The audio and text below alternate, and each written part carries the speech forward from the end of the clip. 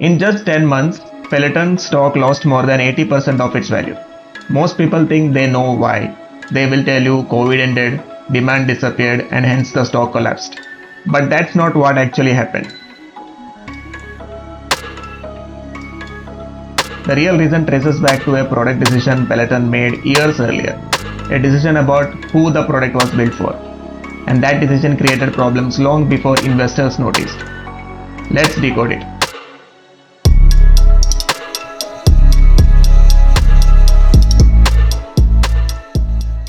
I am a product manager, and for more than a decade I have worked with products across different industries, helping teams build, scale, and improve digital experiences. On this channel I break down real products using the same frameworks product managers use on the job, not just the financial headlines. Because behind every business success or failure, there is actually a product decision that started it. Today we are looking at Peloton and the product decisions behind its rise and decline. Let's get into it. In early 2021, Peloton looked unstoppable. Revenue grew 141% in a single quarter to $1.26 billion. Connected fitness subscriptions, bike and treadmill owners passed 2 million. Annual churn was under 1%, among the lowest of any subscription business anywhere. On paper, a perfect subscription business. But that one number, churn, was hiding something the product team had built in from day one. Here's the actual product decision that mattered. For years, Peloton's entire product was designed around one customer, someone who buys $1,400 to $2,000 bike or treadmill. The app-only option existed, but it was treated as a side door, not the front door. Priced low, marketed less, and missing a lot of the polish hardware owners got. Even Peloton's own leadership later admitted this. When Barry McCarthy became the CEO, he pointed out that the company had spent years pushing people towards a hardware purchase instead of building a real app-first experience for the people who would never buy the bike. Why does this matter? Because Peloton wasn't really measuring one product, it was measuring two completely different products under a single subscriber count. On one side, there were hardware owners. They had already invested $1,400 or more into the Peloton ecosystem, so naturally they were far more likely to stay. On the other side were app-only users. They just paid $12.99 a month and could cancel with a single tap. When you combine both groups into one low churn metric, it looks like an incredible customer retention. But in reality, it hides a structural weakness that can remain invisible for years. While the overall churn looked great, new subscriber growth was already decelerating fast. From over 200% year over year at the COVID peak in 2020, down to just 18% by the end of 2021. This is what happens when a product is built for one segment only. Once that segment's pandemic-driven demand cooled, there was no real second engine, a strong app-only product to pick up the slack. To Peloton's credit, leadership recognized the hardware-first problem. In May 2023, the company completely relaunched its app and introduced a new tiered pricing model. The goal was ambitious. Stop treating app-only users as second-class customers and build a much larger audience. Leadership even spoke publicly about reaching 100 million members. From a product strategy perspective, this made perfect sense, but the execution created a completely different problem. And to understand why, you have to look beyond the pricing and look at what customer actually received. Before May 2023, Peloton offered just one digital membership. For $12.99 a month, you got unlimited access to every classes and every workout. Simple. Then came the relaunch. The single plan was split into three. First, a free tier that offered around 50 hand-picked classes across a small section of categories refreshed periodically. Then App 1, still priced at $12.99 a month. It included unlimited access to Peloton's entire non-hardware library, thousands of strength, yoga, meditation, stretching and other workouts, plus a small monthly allowance of hardware-based classes. And finally, App Plus, priced at $24 a month. That was the only plan that preserved the unlimited experience customer already had. And here's the catch. The $12.99 price didn't change. But what that price actually bought you did. If you wanted unlimited cycling, running, rowing, and other equipment based classes, App 1 limited you to just 3 per month. To keep the same unlimited experience customer already enjoyed, they now had to upgrade to App Plus and pay almost 85% more. Peloton knew this was a sensitive change, so existing subscribers were given a 6-month grace period. They continued paying $12.99 while temporarily keeping full App Plus access. Eventually though, everyone had to make a decision. On 5th December 2023, that grace period ended. Every legacy subscriber had 3 choices: stay on that $12.99 plan and lose unlimited hardware classes, upgrade to App Plus for $24 a month, or do nothing and be automatically downgraded. This is where the churn story actually begins. In the following quarter, monthly churn on paid app subscriptions jumped to 9.2%. Paid subscribers also declined by a net 44,000. Peloton's own earnings disclosure attributed much of that increase to customers moving off legacy pricing.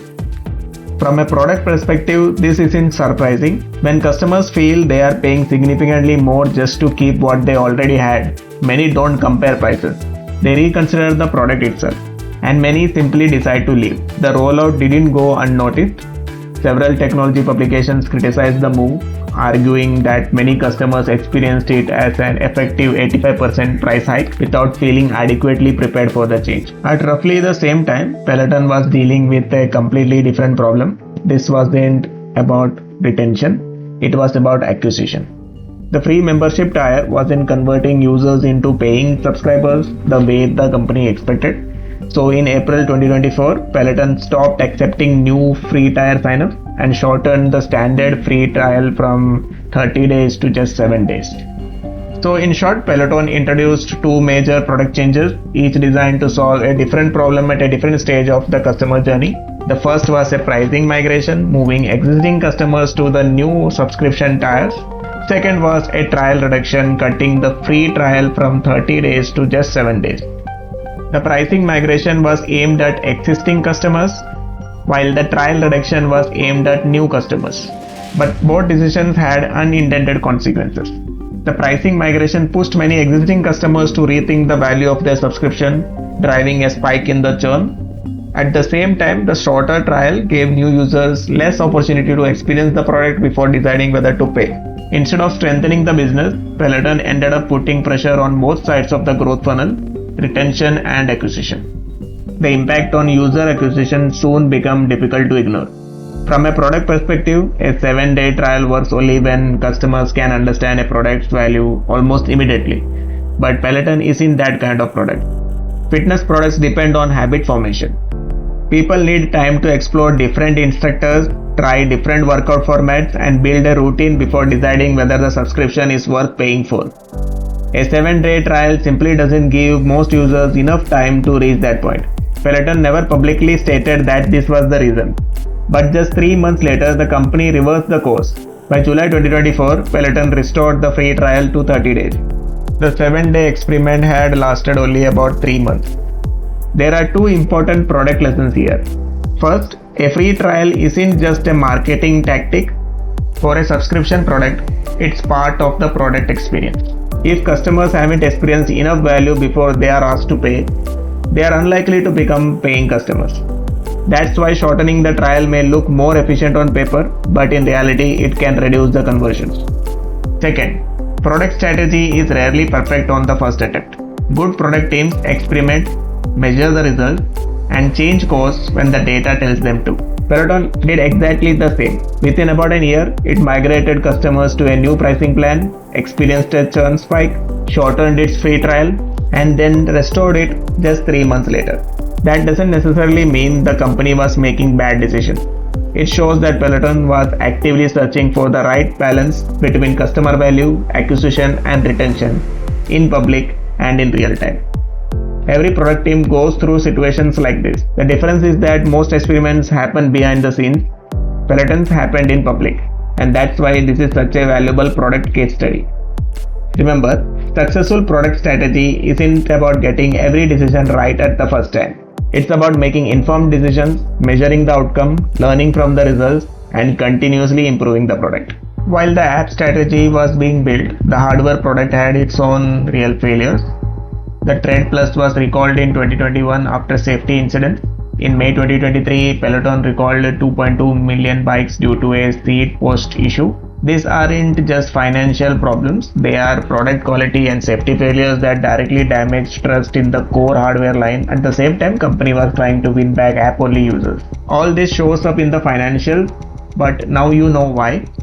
Quarterly revenue fell from a peak $1.13 billion to around $656 million. But margins actually improved from roughly 35% to nearly 48% in a recent quarter. That happened because the product strategy shifted towards high margin software and away from expensive owned retail logistics. That margin improvement is the financial fingerprint of a real product pivot. Fewer money losing showrooms and more software driven revenue. Today, Peloton's product strategy leans even further into an app first approach. The company is also reportedly selling refurbished bikes and treadmills, previously owned, serviced, and certified units at around 30 to 50% below the price of a new product. The strategy is simple: lower the upfront cost, make it easier for more customers to enter the Peloton ecosystem, and at the same time, Peloton has placed its equipment in thousands of hotel properties through partnerships, turning hotel stays into a real-world product trial. Instead of asking customers to commit to an expensive purchase upfront, they are giving people a chance to experience the product first. And early signs suggest that the strategy may be gaining traction, with app monthly active users reportedly growing around 15% year over year in early 2025. Taken together, these initiatives point to the same product philosophy: reduce the barriers to entry, let more people experience the ecosystem, and then convert them into long-term customers. This is Peloton finally building the app-first product Barry McCarthy described years earlier. The real story behind Peloton isn't that COVID ended and demand disappeared. It is the story of a product built for one customer segment, a self-aware but delayed pivot, and a price change strategy that triggered the very churn it was avoiding. And that's the bigger lesson. Behind every major business success or failure, there is usually a product decision that sets it in motion. So that's it for this video. If you enjoyed this product breakdown, don't forget to subscribe. If you have any feedback, suggestions, or a product you would like me to decode next, let me know in the comments. Thank you for watching. I will see you in the next one.